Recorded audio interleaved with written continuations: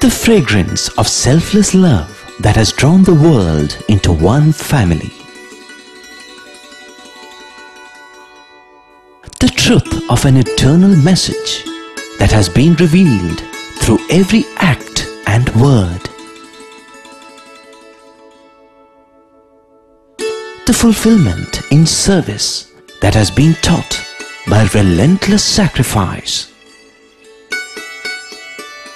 The Lord's own life is indeed His message.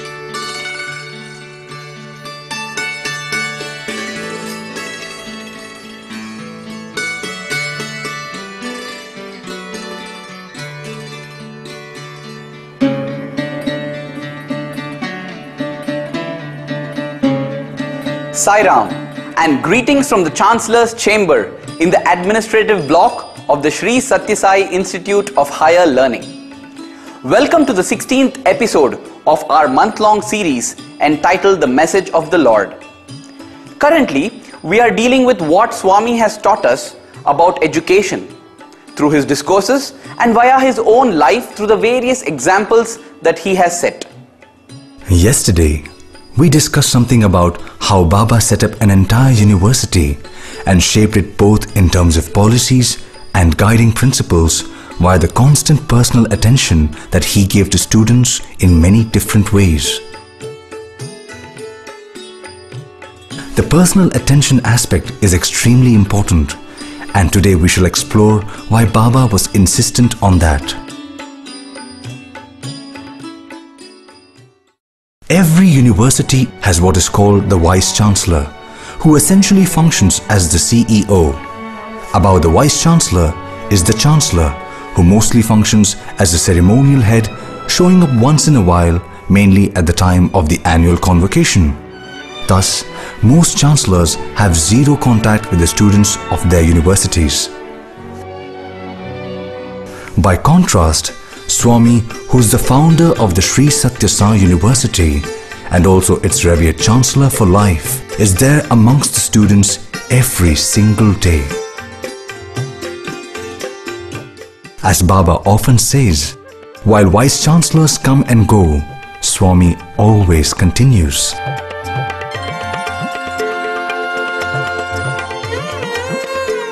Swami has made it an important point to be among students as much as possible, mainly to help them shape their character and to sensitize them to their responsibilities to society. Again and again he says, you owe everything to society, and therefore your foremost duty must also be to society. Swami gives a clear and important reason for why duty to society is most essential. He says, as I have told you often, God is in every single person. Now, what is society? It is just the macro of the individual. If God is in an individual, is not God present in the society as well? How therefore can you say that you love Swami but remain indifferent to society? If you do that, it only means that you are not bothered about my teachings. Swami gives an analogy to make his point even clearer. He says, your body is made up of cells. There are many different kinds of cells, and in each variety there are billions and billions. The cells make up various organs, and different organs combine to form different systems. Each system has its own job to do. The respiratory system, for example, supplies oxygen to the body and takes away the carbon dioxide produced inside. In short, every cell in the body works for the body as a whole. And what does the body do? It takes care of every cell. How? Well, every cell needs oxygen. It is through the process of breathing that the body provides the oxygen. Every cell needs water. It is by drinking water that the body provides every cell its quota of water, and so on. So you see, there is a symbiotic relationship between the micro or the cell and the macro or the body. Without the body, where would be the cell? So, There is a similar relationship between the individual and society. People do not understand or appreciate this, even though Swami has explained all this any number of times. Samashti leka samashti chikkadu. Samashti leka srishtiye jaragadu. కనుకనే మొట్టమొదట వెష్టిని మనం గుర్తించాలి. ఈ వెష్టి ద్వారానే సమష్టిని మనము గుర్తించడానికి వీలవుతుంది. సమష్టిగా వచ్చినప్పుడే సర్వ లోకమును కూడాను మనం అర్థం చేసుకోవడానికి వీలవుతుంది. ఈ సమష్టి వల్లనే సృష్టి మనకు అర్థమవుతుంది. కనుక సృష్టి, సమష్టి, వెష్టి, పరమేష్టి ఈ నాలుగింటి యొక్క తత్వము వెష్టి అందు ఇమిడి ఉంది. Even a prominent person such as Bill Gates, the founder of the famous Microsoft Corporation, has stressed that he would have been nowhere but for society. Bill Gates has said again and again that his company has been able to grow because of society. I left Harvard with no real awareness of the awful inequities in the world, the appalling disparities of health and wealth and opportunity that condemn millions of people to lives of despair. I learned a lot here at Harvard about new ideas in economics and politics. I got great exposure to the advances being made in the sciences.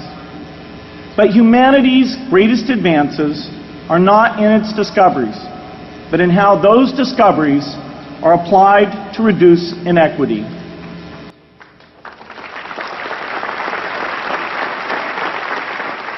He says that Microsoft would not have been able to recruit so many engineers from so many countries but for schools, colleges and teachers.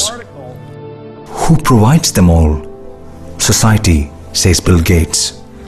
Similarly, Microsoft engineers are all the time traveling either by road or air. Who provides roads and airports? Society again.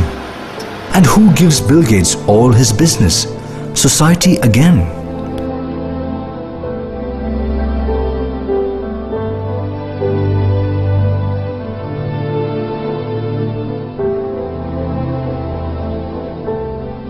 Do you think Microsoft can do thriving business in the Sahara Desert or in Antarctica?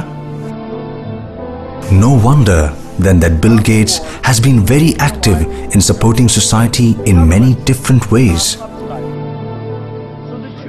Swami has been stressing precisely that point, and indeed much more, especially by giving his advice about duty to society a strong spiritual basis. And just think for how so long he's been doing that. Yet, how many pay serious attention to what he's been saying?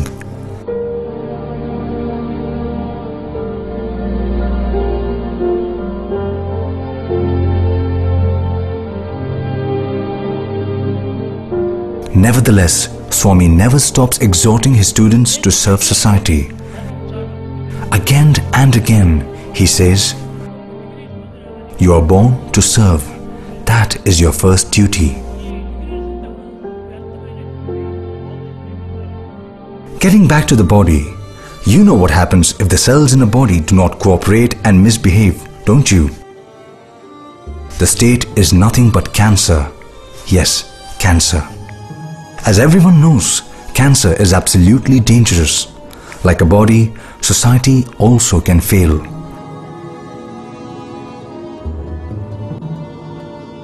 And these days, Somalia is often cited as the #1 example of a failed state. We do not wish to scare you with horrible stories about Somalia, but just imagine what happens during, say, a simple truck strike when all movement of essential goods are stopped. The shops become empty and it becomes difficult to buy even vegetables and milk. Now imagine when an entire country comes to a stop because there is no police force, no statewide financial system, no central bank, no educational system that regulates universities and accredits them, no postal service, no sewage service, and so on. Can you imagine what that would be like? There would be utter chaos, and such a country is called a failed state. Today, while Somalia is known to be a failed state, many others are not far from that situation. So you see, individuals cannot afford to be indifferent to the society and the country in which they live. They have both duties and responsibilities in this context. In 1999, in a public meeting in Mumbai, Swami told the huge audience that Mumbai was the stomach of India. As you well know, if the stomach is sick, the whole body suffers. Swami said that Bombay was suffering because the rich there lived in comfortable skyscrapers, least bothered about people who supported them, but lived in slums in the most miserable conditions. This, Swami said, is the perfect recipe for disaster. People of Bombay were asking Swami to protect them from danger due to crime, but were not bothered about protecting the poor who served them.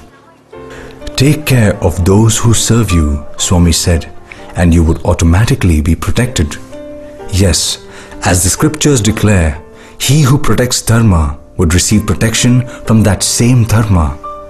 Dharma is God, and God lives in society. So, must we not protect the society instead of abandoning it? Cities are important and they always receive a lot of attention, but for Swami, India always meant villages. Thus, in May 1985, the year of his 60th birthday, Swami made a special trip to a small village called Amagundapalayam, just about 25 kilometers by road from Puttaparthi.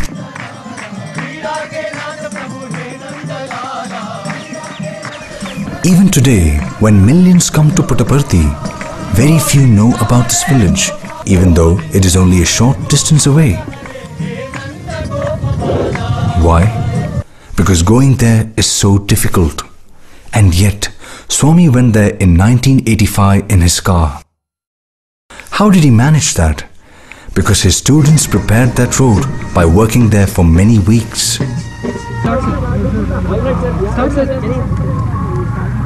Now, why did Swami go there taking his students along? He went there not merely to encourage the villagers or to install some idols or even to give a discourse.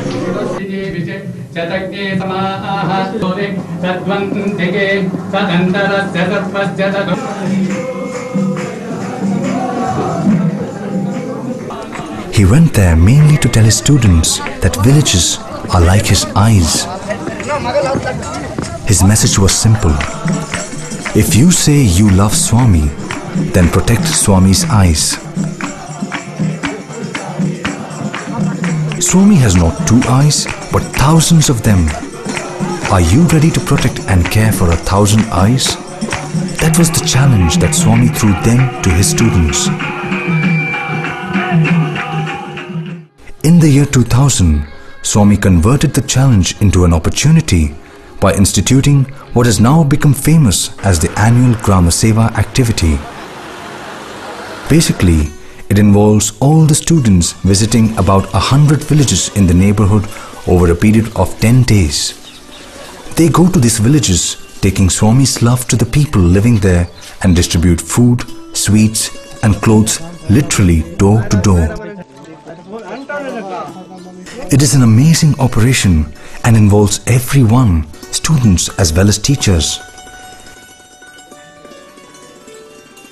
It all starts with an all-night cooking and packing.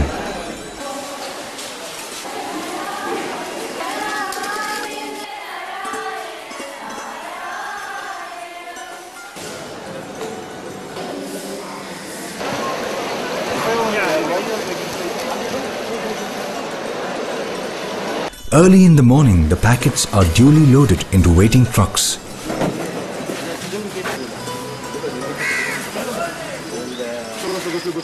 The students then rush to have a quick bath and darshan of their beloved Swami.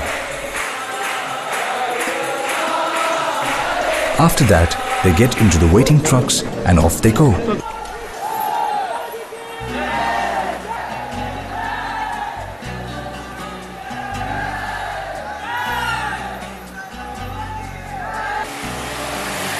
When they reach a village, the very first thing they do is go around singing bhajans.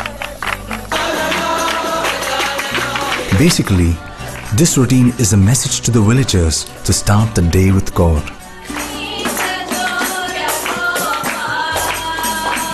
Once the Nagar Sankirtan routine is over, distribution begins in all earnestness.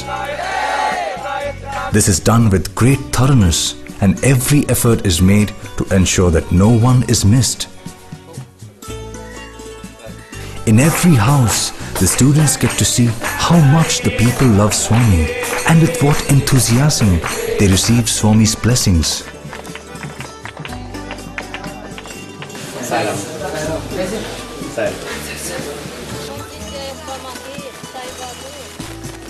Sometimes the unspoken gratitude of the recipient is most touching.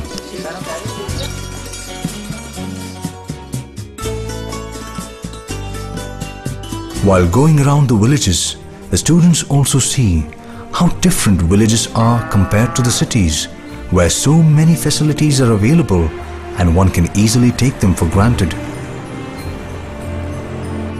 In a village, shops are few and have hardly anything. If there is a school, it is at best an elementary school with rudimentary facilities. There is seldom a doctor, and in most villages, there is not even a midwife who can deliver babies. Over 10 days of such exposure, students quietly realize that behind the India that they are familiar with lies another India which is very different. And yet, if this other layer were not there, affluent India would not be able to eat. Because it is rural India that feeds urban India. Slowly, it begins to dawn on students that someone unseen slogs day and night so that what they take for granted is easily available. Yet, those people who support the lifestyle of the middle and the upper class themselves do not get the benefits that those they support have ready access to. Drinking water is a problem. School is a problem. Sanitation is a problem. House is a problem. For the have-nots, everything is lacking except, of course, problems. Okay, Baba gives the students free education, he trains them well, he loves them and spends quality time with them. But what happens when they leave the portals of this university? Good question. And here is the answer from a person coming from the corporate sector who used to recruit MBA graduates from Baba's university to work in his firm. That clearly shows that loyalty factor is high. They do not jump for money. They are willing to look at a long-term perspective and a long-term career in the organization, and that's beneficial for both the students and the organization. So really that is the primary factor which actually distinguishes them. Of course, on performance, the students have shown that they are substantially superior to the average group. We have a rating system of 1 to 4, where 1 and 2 are really the outstanding and the very good performers. 3 and 4 are the average and the non-satisfactory performers. On an average, about 50% of the employees fall in the 1 and 2 category. But in the case of students from the Sathya Sai Institute, we have seen that ratio is as high as 85%.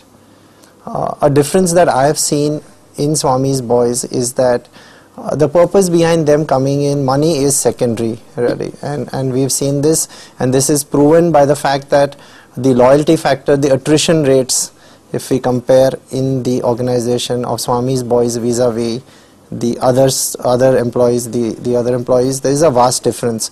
The level of performance is substantially higher.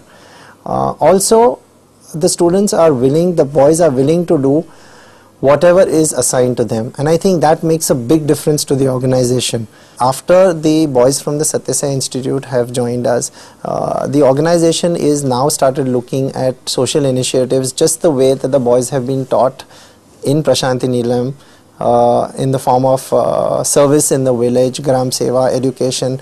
And I must quote that the senior management in HDFC Bank, all of them have tremendous words of praises for the work done by Swami, and that is actually also by seeing the work that is being put in by the boys of the institute when they take up projects for the bank. Almost 10% of our workforce comprises of alumni from Sri Sathya Sai University. These are students who hit the ground running and are able to do various roles, straddle different job responsibilities without having to undergo too much of induction and training.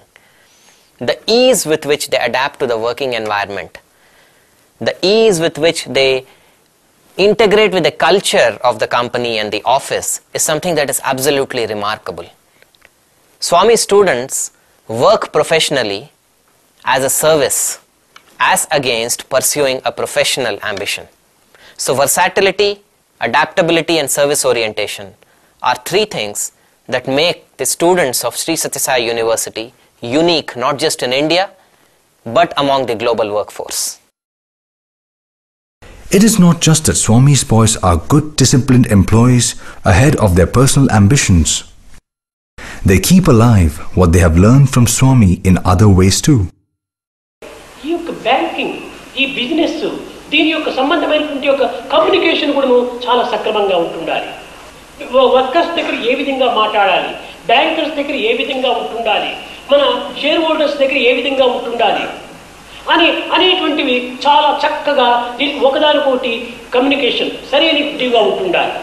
ఈ అన్నింటికి ముఖ్యంగా ప్రాణాధారమైనటువంటిది నీతి నిజాయితీ. మనము profit పైన మనం లక్ష్యం పెట్టకుండా సక్రమమైనటువంటి రీతిగా సమాజమునకు పదార్థమును అందించేటువంటి విధానాన్ని మనం లక్ష్యంలో పెట్టుకోవాలి. One of those being to do seva or service whenever possible. Here, for example, you see them running a medical camp in a village. Here is a moving shot of a former student of Swami serving in a medical unit set up in Nigeria exclusively for helping those stuck with the dreaded disease leprosy. Dear viewer, you may not be aware of it, but at the present time, India has about 400 universities. How many such students do you think the other universities produce regularly? These are times when good work is not considered news and hence simply not reported.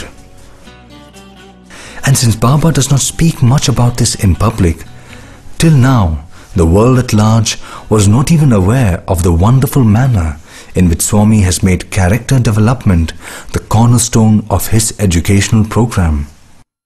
However, thanks to the increasing number of Sai students serving in major corporations, the elite of India are beginning to pay attention to what is happening in Prashanthi Nilayam, at least as far as education is concerned. God has given in the human frame everything. You have got to discover. Thus, for example, when the University Grant Commission celebrated its Golden Jubilee some years ago, it made Puttaparthi the venue for its special seminar on value-based education. Likewise, recently, when the leaders of banking sector wanted to discuss how to introduce value-based reforms into the financial sector following the economic collapse of 2008, they came to Swami's University to find out how to go about it. This is for the first time that a university anywhere in the world has called a conference to go into the issues that have been raised following the crisis, the financial crisis that the world saw over the last 2 years. It could be only his foresight that could have made Sathya Sai University think of the challenge to two pillars which I think Baba holds very dear. One of truth, the other one of dharma, because I think these two pillars were under challenge. And the whole genesis of this crisis that we have seen in the global context arose from the challenge to these two pillars of, I would say, dharma and satya. To wrap it all up, there is far more to education than merely having a great campus, excellent buildings, distinguished faculty, and top-class facilities. If at the end of the day, all this leads merely to clever devils, as a leading educationist put it, then the entire effort is a waste. Just look at the recent market crash in America. Meltdown. The American financial system is rocked to its foundation. The giant bank crumbles, stocks plummet. Nightmare on Wall Street. AIG fights for its life. Blood on the floor. Armageddon. A Category 5. Do you think there was a shortage of talent in Wall Street? Wall Street crashed and brought large parts of the world down along with it because of only one reason, and that is total lack of integrity. It destroys the rest of the dam. Pause for a moment and ask yourself whether you know any chancellor of any university in any country anywhere in the world who for decades has spent so much quality time with students, who knows the names of so many students even 10 or 20 years after they leave, who has helped not only the students but also their parents and given so much love for so long non-stop.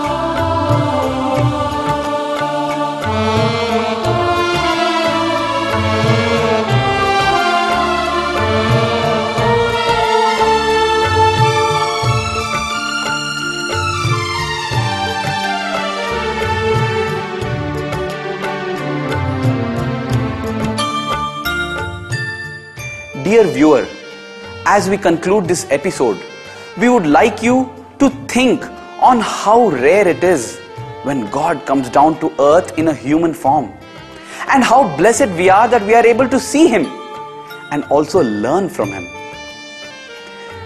That is all we have for this episode, but kindly do join us tomorrow for the next episode in continuation of this series. Jai Sai Ram.